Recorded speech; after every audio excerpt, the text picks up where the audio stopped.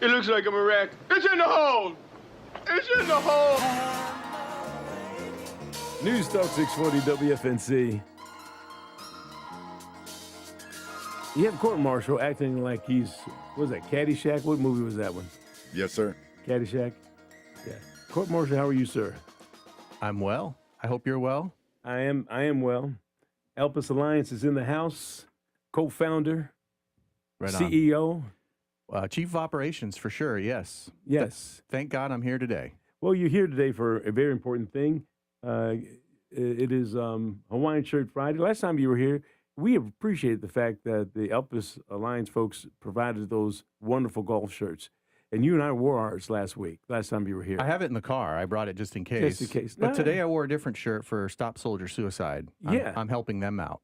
And you are. As a matter of fact, I'm going to switch hats. It's Hawaiian. I mean, I got my fedora on. But you bought me the Stop Soldier hat here. And a little story behind this hat. I was putting it on, and it was kind of tight. And you said, man, you got a big head. Big brain.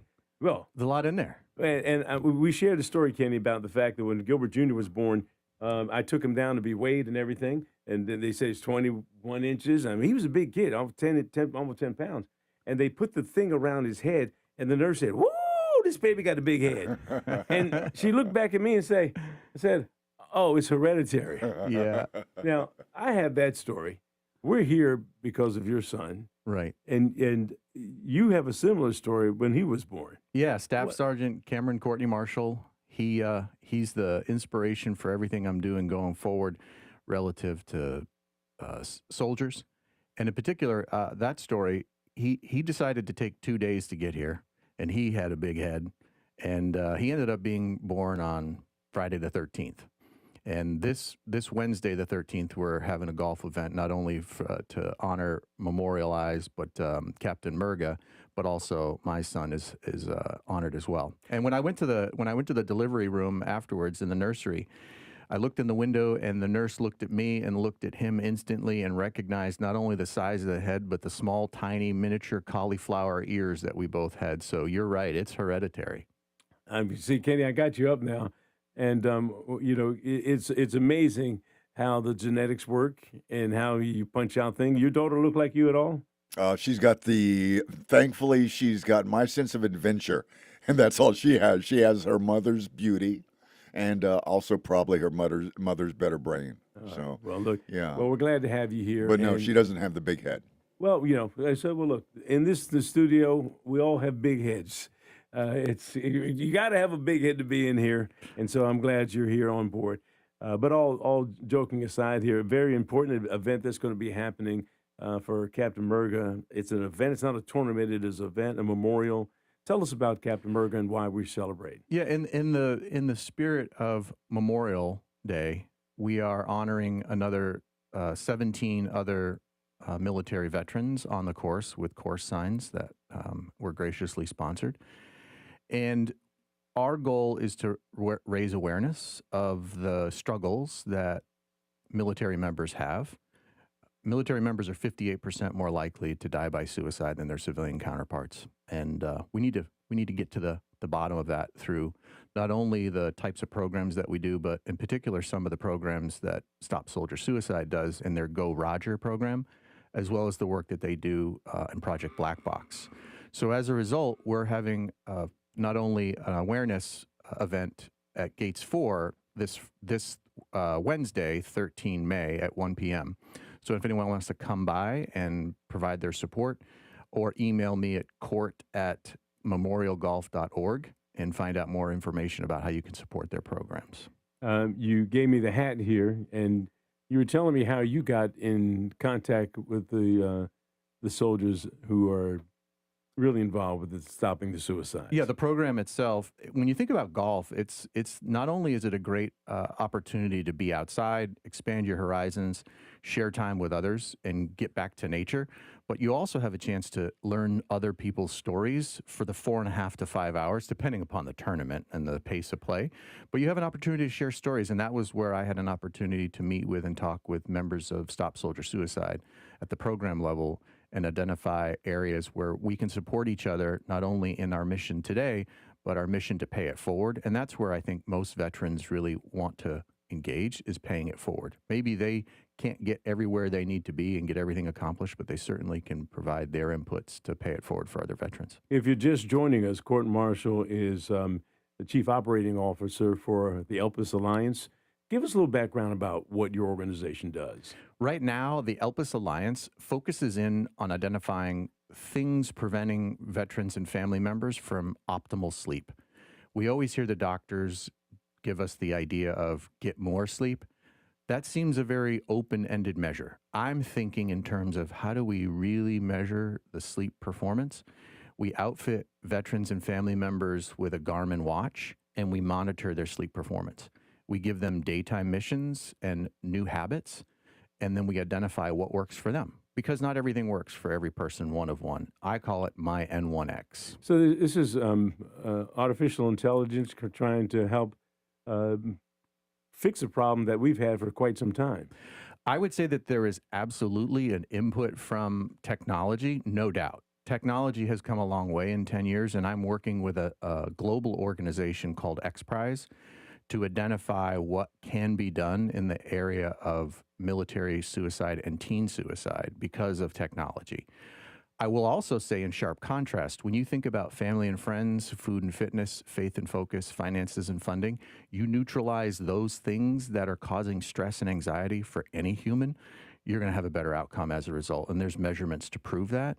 So it's about habits and behaviors to reduce the amount of force it takes in order to optimize. Well, you know, you outlined a lot of things there, and you just can't throw money on everybody and say, hey, we've eliminated those things, because a lot of the stresses, even though maybe money and finances may be at the base of it, there's still other things that factor in. I've lost a loved one. I lost a wife. I've lost my dog, whatever it might be, that makes a person say, I'm not feeling good inside. And Right. You can't see it.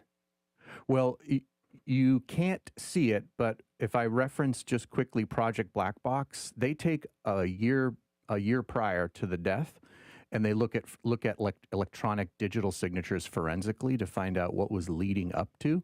In the case of Cameron, unfortunately for me, I saw many of the warning signs for where ideation began a year prior in his life. And so now, to your point, how do you use that information to understand those patterns and signals earlier in that ideation phase? Just three quick places of where that works. It's prevention, which we all know about. That's where the billions of dollars go, and it's late in the process, right? We can't always manage from the ER. We have to go further upstream.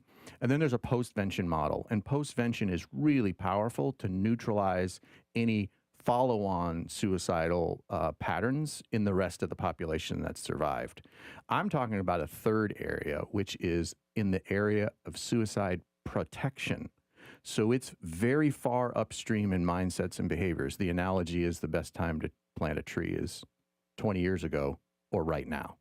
And so that's our right now moment, is to figure out how do we start building mindsets and behaviors and rituals that improve sleep and get after mental health. Yeah, again, Court Marshall, if you're just joining us, is co-founder or the Chief Operating Officer for the Elpis Alliance. We're going to hold you here for a second. You weren't really supposed to come on until 20, but when you walk through the door, this is Johnny Carson. We put you on the table, bring up, dun. But when we come back, you speak of this and you do this. You mentioned Cameron. A lot of folks don't know that's your son who committed suicide. When we come back, let's talk about that a little bit and how that's motivated you to do what it is you're doing. Right on. All right, you're listening to News Talk 640 with WFNC, Fayetteville's most dependable forecast right now with CBS meteorologist Rachel Dunsing. Friday will be mainly sunny with a high of 74. Tonight will be partly cloudy with a low of 54. Saturday will be partly cloudy with a high of 80 and a few scattered showers, while Mother's Day will be partly cloudy with a high of 85 and showers arriving by late afternoon. While we will have plenty of dry time on Sunday, the showers that arrive late will persist into Monday. And after we start cool early next week, temperatures will be near normal with more rain by midweek. That's your Fayetteville forecast. I'm CBS 17 meteorologist Rachel Dunsing. Rachel, thank you so much. Right now, we've got 54 degrees at Fort Bragg, Hope Mills, and also in Vander.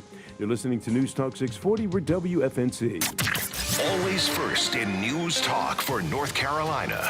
News Talk 640 WFNC. Stream on iHeart anytime, anywhere. Just search WFNC. Ritchie Law Firm Injury Lawyers. Ritchie Law is on top of it. Go to ritchielaw.com. That's ritchielaw.com. When was the last time your CPA brought you a strategy that dramatically saved you taxes? This is Roger Harris, president of Whitehorse Financial. The two biggest robbers of wealth are debt and taxes. Our team of tax attorneys and tax planners help successful people legally pay less tax. If you have over $1 million in retirement accounts, or you're selling a business or real estate, we may be able to help. Call 910-339-2625 for a 15-minute discovery call, or visit whitehorse-financial.com. Go to the WFNC website right now. Because Hooters is the sweet deal of the week. Sweet Hooters girls and a sweet deal. Oh, yeah. Hooters is your occasion headquarters. Every Monday is Burger Monday. Hooters Original Cheeseburger, curly fries, tea, or Pepsi, just $9.99. Monday and Wednesday, it's BOGO Wings. Buy 10 wings, any style, and get 10 boneless wings free. You love seafood? Come in for Seafood Sunday. Have prices on all seafood. All day long while supplies last. Get there early. Dine in only. Plus 50-cent wings every weekday, 4 to 6 p.m. Saturdays, kids eat free till 6 p.m. Only at Hooters. Delightfully tacky, yet unrefined. Street food, cold drinks, and your favorite Hooters girls serving up the fun all day long. Hooters is the WFNC sweet deal of the week. Log on now. You can score $50 to spend at Hooters for only $25. You heard right, $50 for just $25. Hooters is the sweet deal of the week.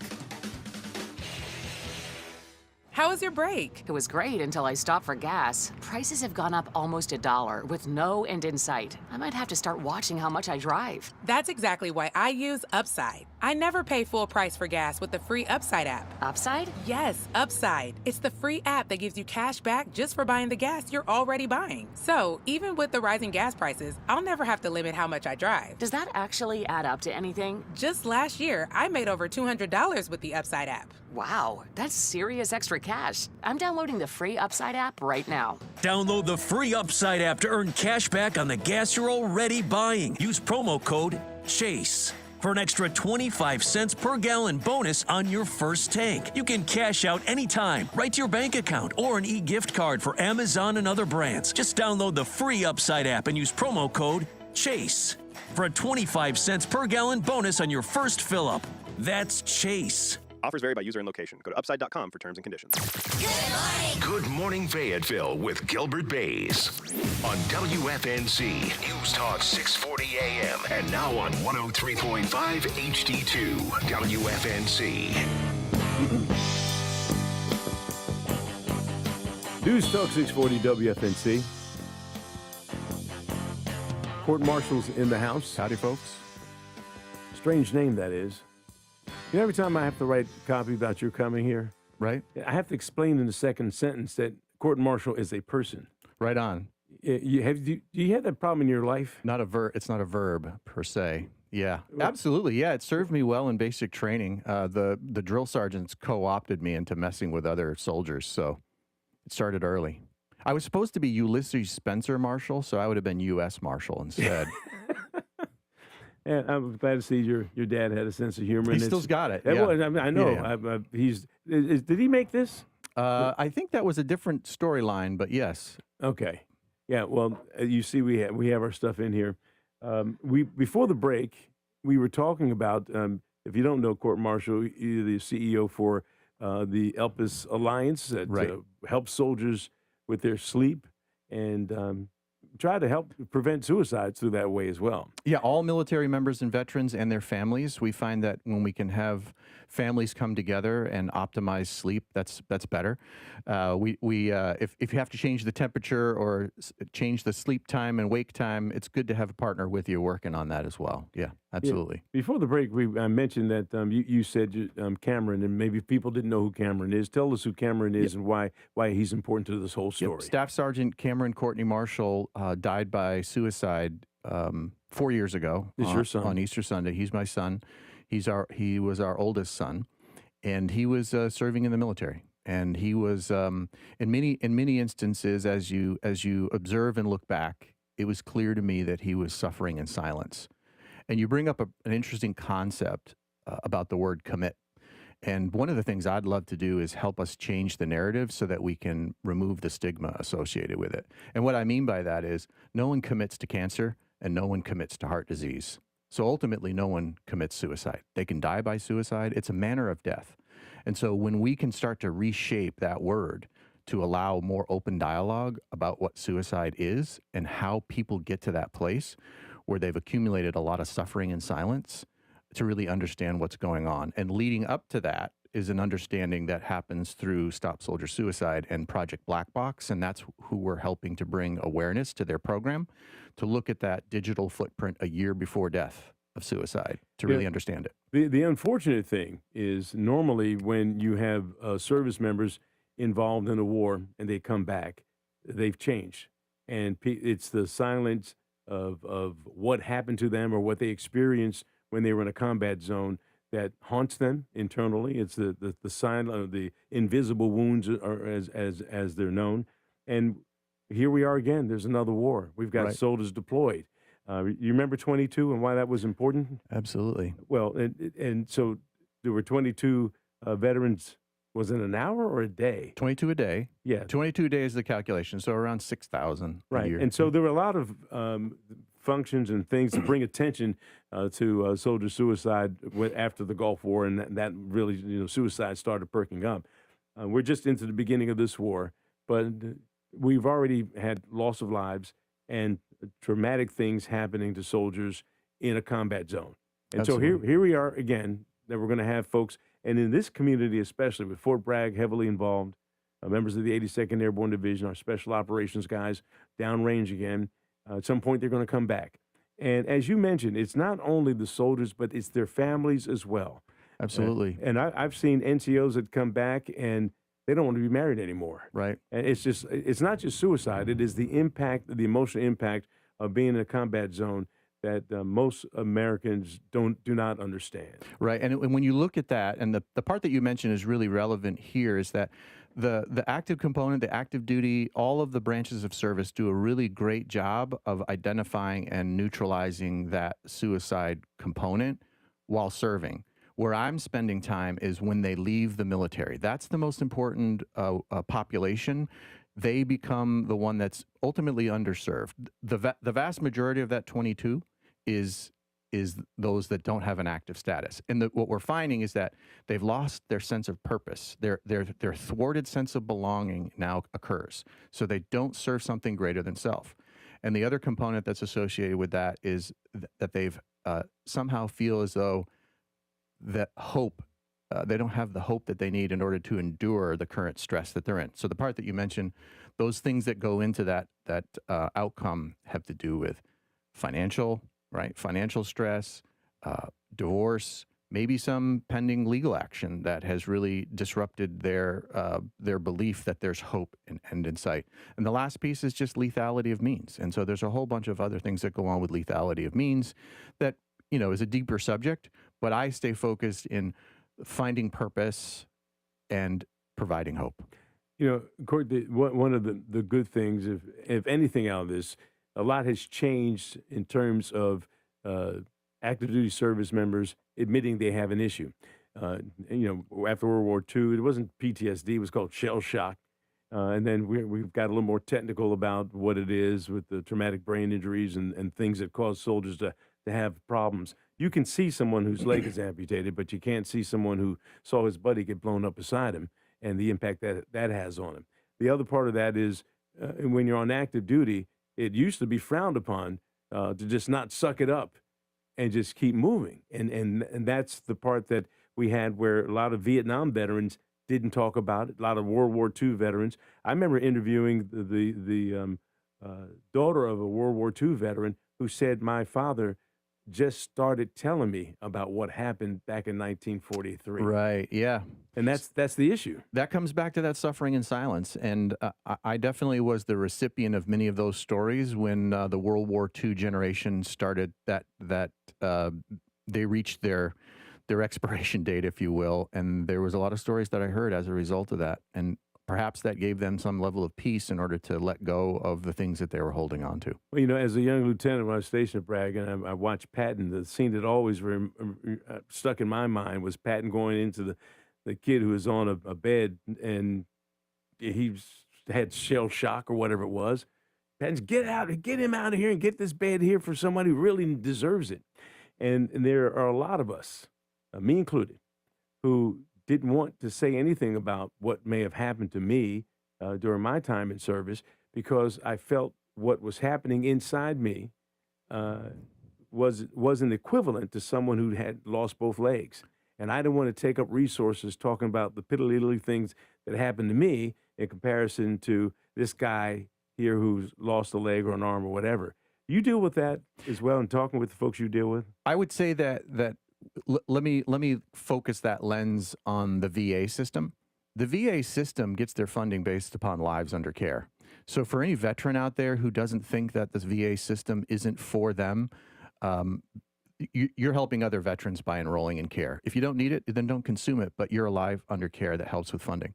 I have a cousin, definitely, who believes that the VA isn't for him because he thinks it's for somebody else, much the way you described. We have to dispel that myth.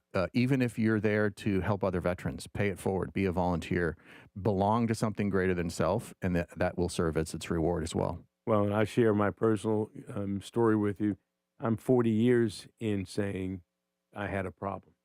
And so it's never too late, I think, is the point.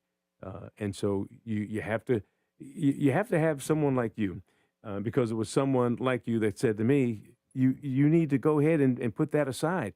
There are two different fundings, for example, for someone who has catastrophic injuries and someone like you that has maybe an invisible wound. So you're not taking from them. Right. And Yep. I think that's the mindset. Yep, absolutely. Yeah. All right, one last time before we give you the boot. It's always good to talk with you. I'm going to see you Tuesday, because Wednesday. I'm sorry, yeah, Wednesday at Gates 4. WFNC will have a golf team in there. My guys Excellent. are excited, always excited to play, and that's a wonderful venue to play golf. Give everybody what they can do. Can they still register and be a part, or is it sold out? Today would be the last day for them to register. The folks over at Gates 4 are looking for me to provide them with names and teams. Anyone who wants to join us can send me an email today at court@memorialgolf.org. If you want to come by and make a donation or provide your support, our start time is 1 p.m., so we have 11:30, 12 o'clock registration. And afterwards, we're going to share more of the message of the providing support for veterans and what we do in the various programs, but in particular to help stop soldier suicide and the work that they do in Project Roger, Go Roger, and Project Black Box. All right, Court Marshall, that's his name. Nobody's in trouble. Court Marshall, the Elpis Alliance. Thank you so much. I'll see you Wednesday. See you Wednesday. So this is like our last hurrah to let folks know it's going to go yeah, down. Okay. right on. We appreciate the work you do in our community. Thank you, sir. All right, you're listening to News Talk 640 WFNC. Right now, we've got local news with CBS 17.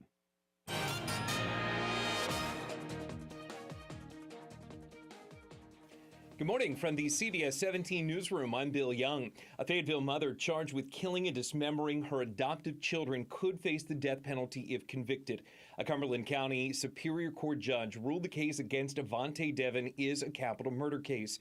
Investigators believe that she